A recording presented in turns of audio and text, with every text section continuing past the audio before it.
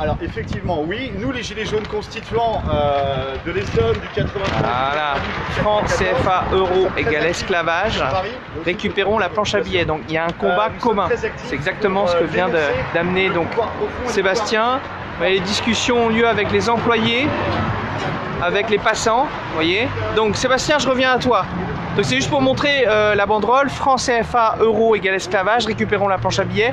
C'est-à-dire il y a un combat commun entre le franc CFA, contre le franc CFA, mais aussi contre l'euro, qui est le point dénominateur commun, la servitude monétaire. Exactement, mais revenons d'abord sur la question du franc CFA, pour les gens qui ne connaissent pas cette question. Il faut savoir qu'aujourd'hui, on a 14 pays africains qui sont sous tutelle financière du Trésor public français.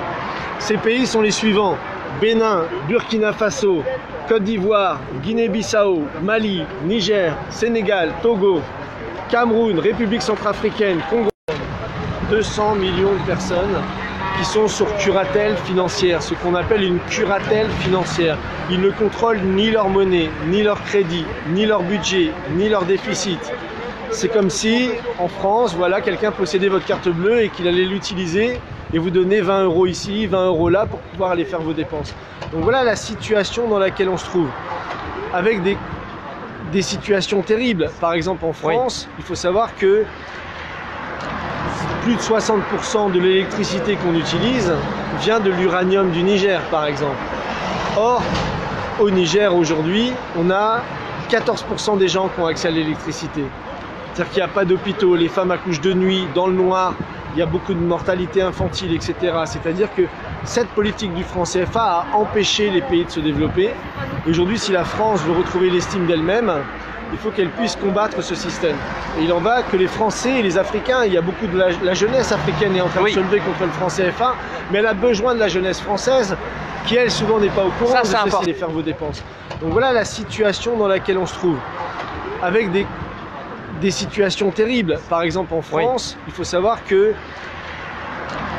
plus de 60% de l'électricité qu'on utilise vient de l'uranium du Niger, par exemple. Or, au Niger aujourd'hui, on a 14% des gens qui ont accès à l'électricité. C'est-à-dire qu'il n'y a pas d'hôpitaux, les femmes accouchent de nuit, dans le noir, il y a beaucoup de mortalité infantile, etc. C'est-à-dire que cette politique du franc CFA a empêché les pays de se développer. Aujourd'hui, si la France veut retrouver l'estime d'elle-même, il faut qu'elle puisse combattre ce système.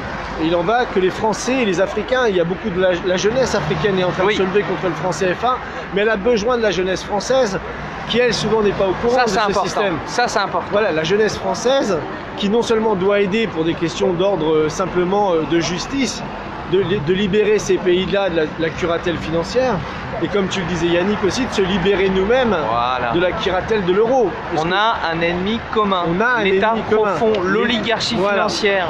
Elle n'a pas de frontières, elle est mondialiste, elle est aussi bien présente en Afrique que chez nous en Europe. Exactement, d'ailleurs.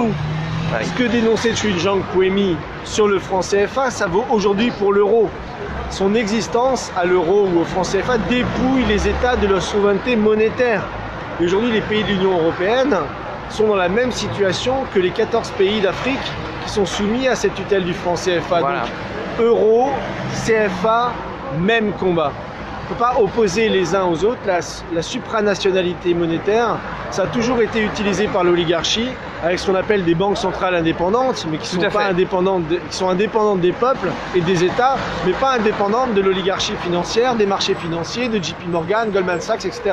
Donc on est dans le même combat et c'est le message qu'on est venu dire ici à Chamalières. Parce qu'il y a à la fois la Banque de France, je vais montrer d'ailleurs un peu qui n'est plus nationalisée. Aujourd'hui, la Banque de France n'est pas nationalisée. Et à la fois la production du franc CFA, qui imaginerait que la monnaie de son pays soit fabriquée dans un autre pays? Ça n'existe nulle part. Sauf ici. Sauf ici. Voilà. Et quand on explique dans le monde que l'argent des Africains est fabriqué en France sous contrôle du Trésor public français, personne ne nous croit même. Ça veut dire qu'on a un paradoxe. Voilà. Donc, on est venu pour dénoncer ça, pour dénoncer la répression monétaire que dénonçait Puemi. Je vous montre la carte. Voilà, soutien des automobilistes. Alors une chose que tu as dit tout à l'heure, c'est que la jeunesse africaine et la jeunesse européenne avaient un ennemi commun et devaient travailler ensemble. Alors justement, il y a une chose aussi qui est intéressante, c'est qu'il y a hier ou avant-hier, je ne sais plus, il y a un collectif de jeunes africains, ou de moins jeunes africains d'ailleurs, peu importe, qui s'appelle UDC, Unité, Dignité, Courage, qui étaient là en fait, ils étaient à l'entrée, vous voyez, ici, voilà, pour faire prendre conscience aux ouvriers que, voilà. Alors notre message est un peu différent, c'est bien sûr on dénonce le franc CFA, comme tu viens de le faire, mais surtout on veut reconvertir cette imprimerie demain pour qu'elle se fasse des francs en fait. Et uniquement des francs français, voilà. Voilà, et pas des francs africains. Voilà. Exactement. Voilà. Donc ils puissent produire leur monnaie chez eux. Unité, dignité et courage sont des panafricains. C'est des gens qui se battent pour un nationalisme africain, un nationalisme panafricain.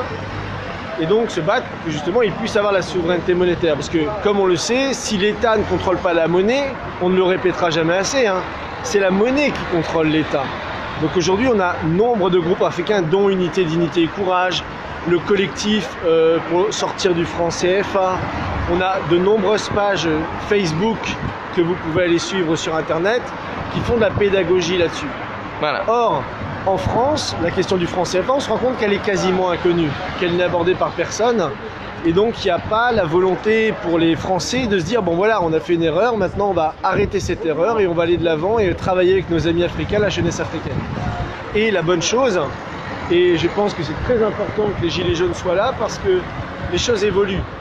Et j'aimerais vous lire, ça va prendre 2 minutes, mais c'est l'initiative qui a été lancée par des économistes africains. Donc je conseille pour ceux qui ne connaissent pas de lire ce livre. Donc sortir l'Afrique de la servitude monétaire, Kako Nububko, qui a été l'ancien ministre de l'économie du Togo, Martial Zebelinga, Bruno Tinel, Demba Moussa Dembélé, qui sont des économistes qui ont expliqué les mécanismes sous-jacents à cette servitude monétaire. Alors cette image est très belle. Derrière, pour ceux qui arrivent sur le live, vous avez l'imprimerie en France à Chamalières qui imprime les francs CFA. Et à Paris, les taux de change de cette monnaie qui concerne donc 100 millions, 150 millions d'habitants en Afrique sont définis à Paris contre leur développement. Et là, on brandit ça. Sortir l'Afrique de la servitude monétaire. Voilà, ça c'est important. Voilà. Et donc ces économistes, Kako Nububko et d'autres, viennent de organiser les premiers états généraux sur la question du franc CFA, donc au Mali. Donc ils étaient tout un groupe d'individus, donc je vais vous les citer, hein. Il y avait Aminata Dramane Traoré qui était ancienne ministre du Mali, Kako Nububko, ancien ministre du Togo, Mamadou Koulibaly de Côte d'Ivoire, Demba Moussa Dembélé du Sénégal, Issa Ndiaye du Mali, Martial Zebelinga du Cameroun, qui est l'auteur du livre, et Louis Magloire Kemayou et Taoufik Ben Abdallah de Tunisie et du Cameroun. Donc ils ont publié pour la première fois un appel qui fait le point